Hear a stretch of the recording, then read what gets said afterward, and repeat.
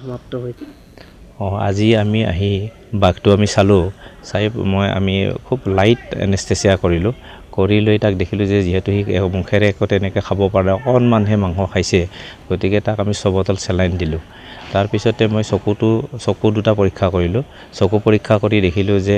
সোঁফালৰ চকু দুটাৰ ইঞ্জুৰি হৈছে, হয়তো এটা ফুটা হৈ গৈছিল সৰু, এতিয়া আলচাৰ হিচাপে দেখা দিছে, গতিকে সেই আলচাৰটো শুকোৱাৰ কাৰণে মই চকুৰ ভিতৰত বেজি দিছোঁ। কিন্তু চকুটো পৰীক্ষা কৰোঁতে মই দেখিছোঁ যে তাৰ ভিতৰলৈকে একেবাৰে কাম নকৰে, চকুৰ তাৰ পিউপিলাৰী ৰিফ্লেক্স নাই আৰু ৰেটিনেল ৰিফ্লেকশ্যনটো তেনেকৈ পোৱা নাই, গতিকে নোপোৱাৰ কাৰণে মই ভাবিছোঁ যে এইটোৰ আৰু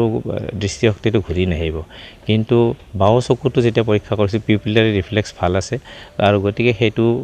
দৃষ্টিশক্তি আহিব, কিন্তু তাৰ কনজাংটাইভাত বহুত ইঞ্জুৰি হোৱাৰ কাৰণে ব্লিডিং হৈছিল, মই সেইকাৰণে চাবকনজাংটাইভেল ইনজেকশ্যন দিছোঁ আৰু সেইটো 7 দিনৰ ভিতৰত সেইটো নৰ্মেল হৈ যাব গোটেইখিনি। তাৰপিছত বডিত বেলেগ ঠাইত কিছুমান ইঞ্জুৰি আছে, যেনেকৈ পেটত আৰু বুকুত আৰু নেজৰ ফালে এনেকুৱা ধৰণৰ কিছুমান হয়তো শিলগুটিৰ আঘাত হৈ কিছুমান ইঞ্জুৰি হৈছে, আৰু ভৰিত বিশেষকৈ এটা নখৰ ওচৰত বহুত ঠাই ফালি গৈছিল, সেইখিনি মই চাফা কৰি চিলাই কৰি দিছোঁ যাতে সোনকালে শুকাই যায়। মুঠতে দেখা যায় যে বাঘটো যথেষ্ট দুৰ্বল, আৰু চেলাইনখিনি আমি যেতিয়া 6 বটল চেলাইন দিছোঁ, চেলাইনখিনি দিয়াৰ পাছত সি উঠি বহিছে, সেইটোৱে এটা ভাল ইণ্ডিকেশ্যন দিছে, আৰু তাৰপিছত পেচাব কৰিছে, গতিকে এটা ভাল ইণ্ডিকেশ্যন দিছে। আৰু এতিয়া যদি লাহে অলপকৈ খোৱাটো বঢ়াব পৰা যায়, মই ভাবোঁ 7 দিনমানৰ ভিতৰত এটা অলপ সুস্থিৰ অৱস্থালৈ আহিব। কিন্তু এটাই মোৰ ভাল লাগিছে যে মই ষ্টেথস্কোপ দি যেতিয়া হাৰ্টত দি চাইছোঁ,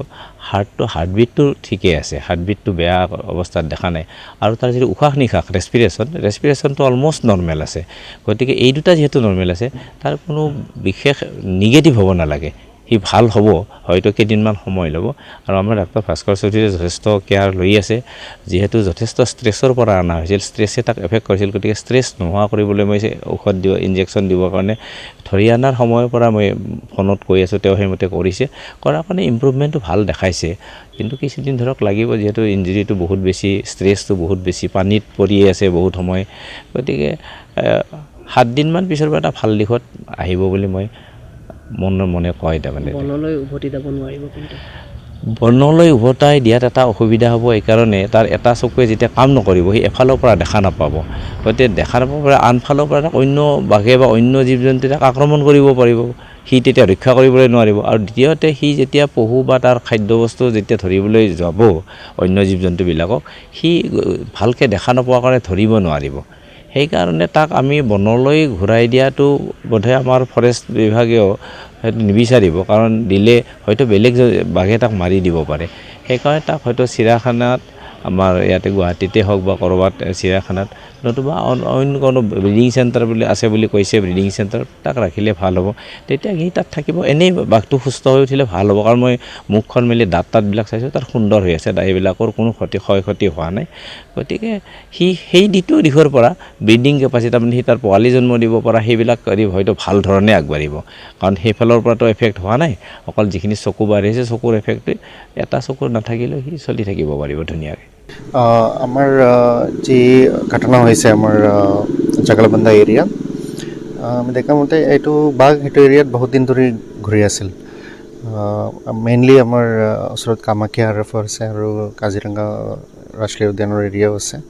তাৰ পৰা ওচৰত এইটো ঘূৰি আছিল। তেতিয়া মানুহে তাত এনেকুৱা ব্যৱহাৰ কৰা নাছিল,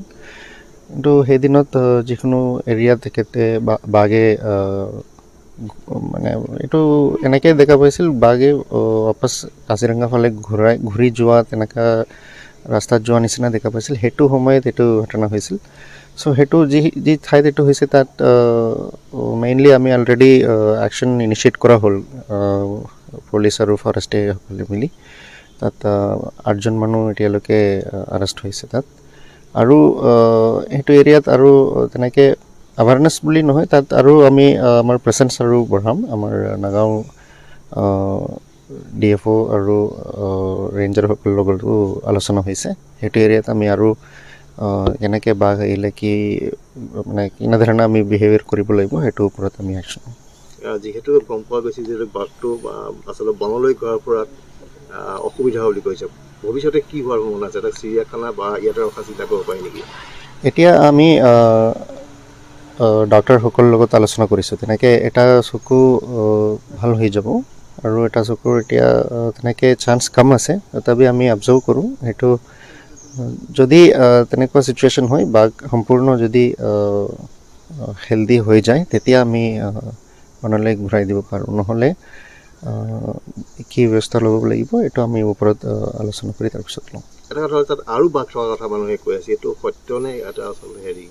সেইটো আমি চাব লাগিব এইটো কামাখ্যা আৰফত বাঘ আগৰ পৰাই থাকে এনেকৈ নহয় নতুন নহয় আগৰ পৰাও কামাখ্যা আৰফত আছিল আৰু আমাৰ কাজিৰঙা 6th এডিশ্যন ওচৰতে আছে তাত ব্ৰহ্মপুত্ৰ এৰিয়াত বাঘ ঘূৰি থাকে আৰু অলপ তাৰ পৰা পূবফালে গ'লে কুকুৰকাটা আৰফ এইটো এৰিয়াত মানে বাঘ আগৰ পৰা থাকি আছে সেইকাৰণে তাত আমি এতিয়া কেমেৰা ট্ৰাপ এইকেইটা ডিপ্লয় কৰি আকৌ চাব লাগিব আৰু বাঘ আছে সেইটো তাৰপিছতে যিহেতু সি জনাঞ্চললৈ আহিছিলে আচলতে সি খাদ্য সন্ধানত আহিছিলে নে মানে অন্য এটা দুৰ্বলতা বা পোৱালি থকাৰ কাৰণে আহিছিলে আচলতে কেৱলৰ কাৰণে দেখা পোৱা যায় এইটো যেনেকৈ বাঘ জেনেৰেলি টেৰিটৰিয়েল এনিমেল হয় যদি